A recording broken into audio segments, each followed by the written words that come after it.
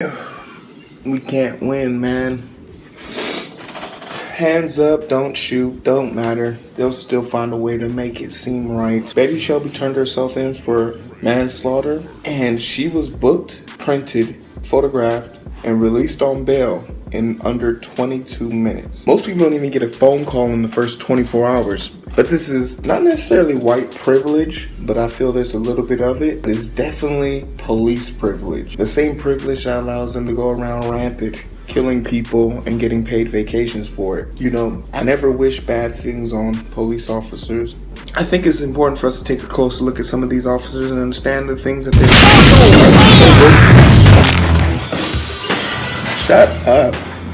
All that negativity isn't helping anybody. So let's take a second to indulge ourselves with some of the better, finer officers out there making a difference and reaching out to them to provide them some security against all that negativity that we've been seeing in the news lately.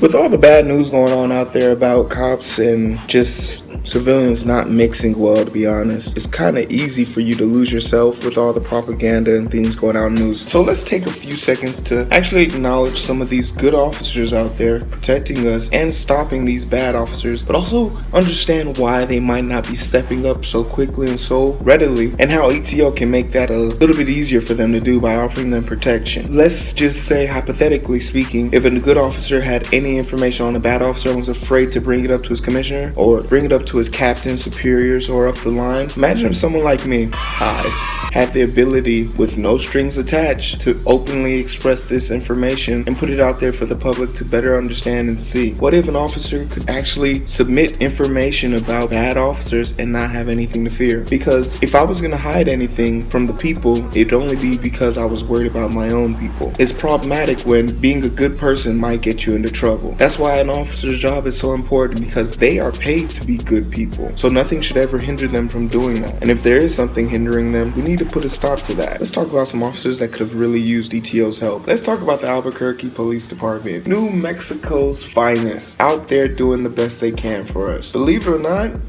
they start off pretty good at the beginning. In Albuquerque, New Mexico, we have a lovely individual by the name of Cedric Greer. He is out there training a new police cadet along with his partner, and they did a routine stop. After stopping the suspect, they ran his name, found out he had some warrants, but not necessarily enough to actually get him to stay in the jail longer, which would be more beneficial, which would be a higher write-up. See, it's part of their quota system. The more they can put on your bill, the more the state can cash out on you when it's time for you to be bailed out. It's just that simple. Wherever you see money, there's some type of corruption. The police cadet was almost in awe when he saw that Cedric Greer turned off his camera and then began to assault the victim, pummeling him to bits, and then having the nerves to turn on his camera and claim the reason why he's out of breath and tired is because the suspect was resisting. The only thing Cedric Greer wasn't prepared for in this situation was, one, the police cadet he was training was nowhere near as corrupt as he was, and that his camera was still rolling. So he submitted that camera and information to the New Mexico State Police Department, and they pursued him. Cedric Greer is now being held and waiting for his day in court. This is phenomenal. And what's even better is that they've managed to protect this police cadet, keeping his name and information out of the news, which makes it harder for other officers to kind of target him. But you know, within the system, they can easily find him. Even though his heart was in the right place, the strong likelihood of people figuring out who he is within his department is magnified times 100. I like to believe that he would continue being an officer of honest contempt and full of pride and patriotic love for his country and his countrymen, but it's really hard to believe that this guy is going to make it much longer, especially now that the officers in his own system know he's one of them. He's one of the people out there doing his job, which makes it really hard for them to enjoy their job. Let's not forget about the officers who also go above and beyond for no reason and no reason at all. In most states, there is a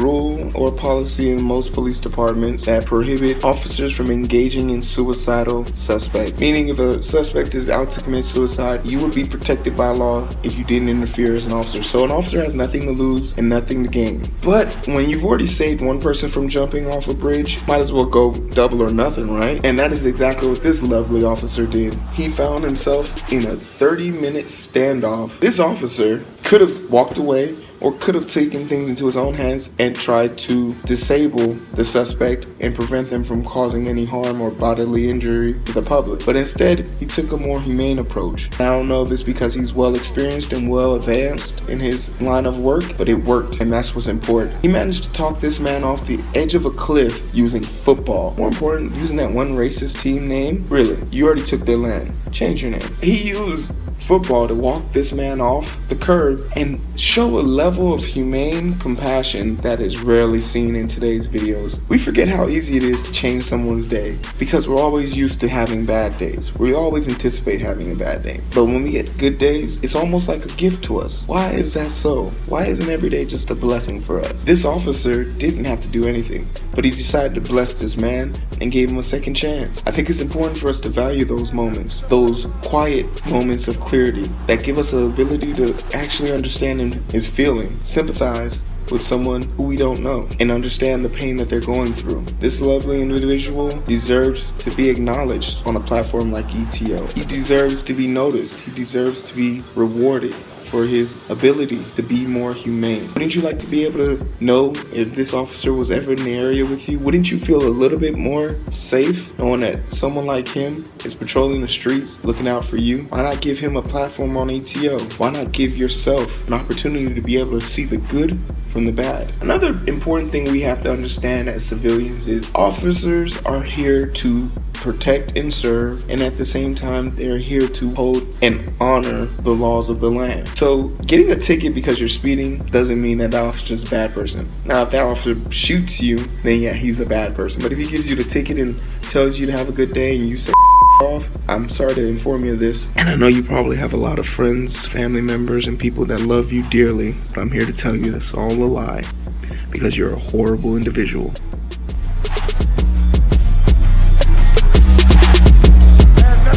And that's okay. But officers have to write tickets, and when you write tickets for people, you have one or two choices: man up and pay, or shut the and don't pay it and wait for a warrant to be served in your name. This truck driver chose to do the right thing. He was pulled over for having outdated tags on his truck, and even though he knew about all the horrific things going on in the police world, this man remained calm and steady throughout his whole contact with this officer. He had a reason to be more calm than usual because traveling as his passenger was his 4-year-old daughter, who was swiftly asleep. And as he explained to this officer that he has a CHO, his daughter awoke to flashing lights and immediately panicked and began to cry hysterically. Now this officer has done his job. He has written his ticket and could have proceeded with his day. He went a little further and beyond what is asked of him to make sure that this poor girl doesn't have this haunting image of what officers are. He gave her the opportunity to come down and examine his patrol car. He wasted, if you could even call it that, an hour explaining all the bells and whistles and allowing her to understand how the vehicle works, and even gave her a sticker book to take on her travels. She was terrified. Her perspective on officers for her life, for all we know, has changed.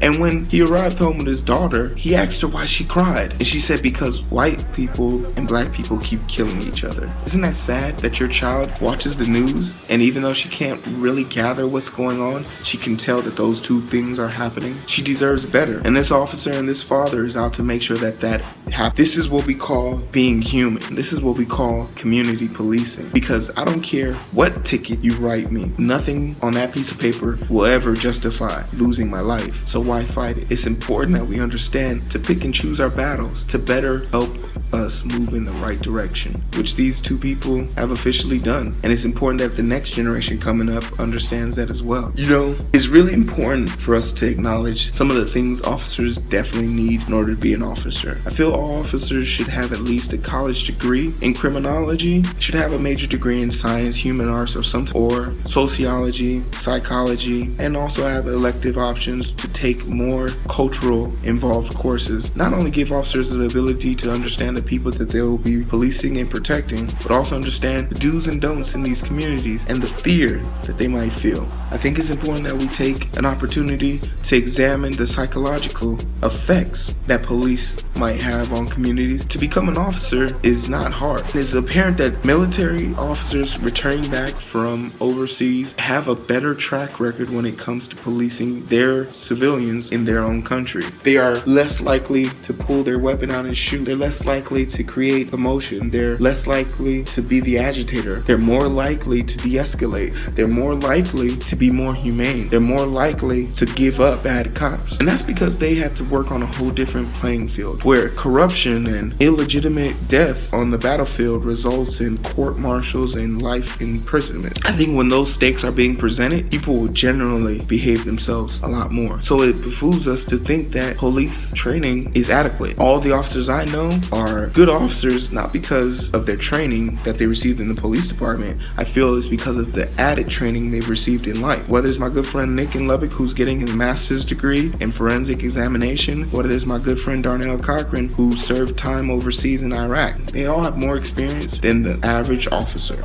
I think that's very important, where we have an officer who refused to shoot a man who had a gun to his head. Officer Stephen Matter is a dime in the rough. He had every reason to shoot this man, and he didn't. Imagine this. Stephen Matter walks into a room. There's a woman who meets him at the door and says he has a gun and he has it pointed to his head. Please help him. He proceeds into the room and he sees the man with a gun to his head. What makes you not pull the trigger? What makes you not react to that with aggression? I admit, I would have drawn my weapon. Stephen Matter didn't feel the need to pull his weapon. And his reasoning is as simple as this.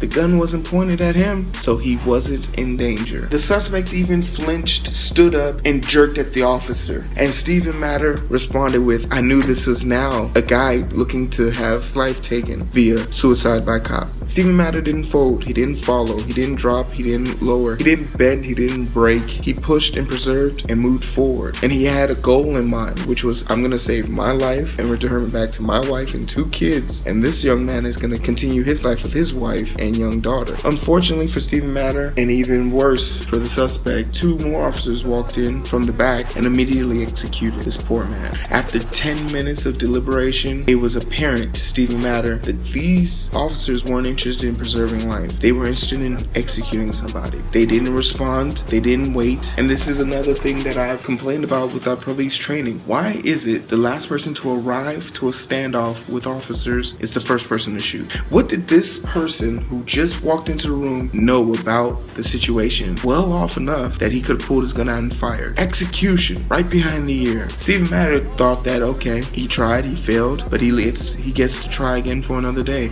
But to his surprise, when he got back from the vacation they give them for a police-involved shooting, he was immediately asked to come to the captain's office, where they promptly fired him. No pension, no explanation, other than he put 2 other officers' lives in danger. Mind you, the gun that the suspect was holding was empty. The suspect didn't even know that they were in the room. They jumped him. I like to think that ETO would be so useful to someone like Stephen Matter, because I could find a department and send him there and be like, they will appreciate the work you put forth. They won't exile you for being a good officer.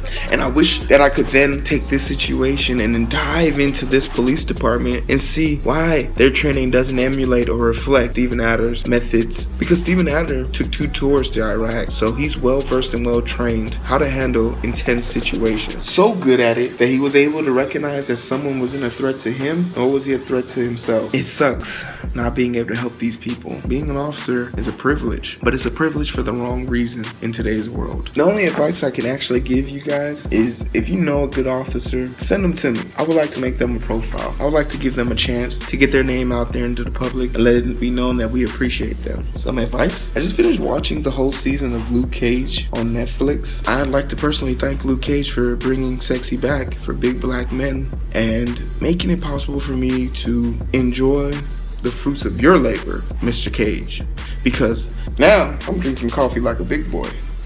Sweet Christmas.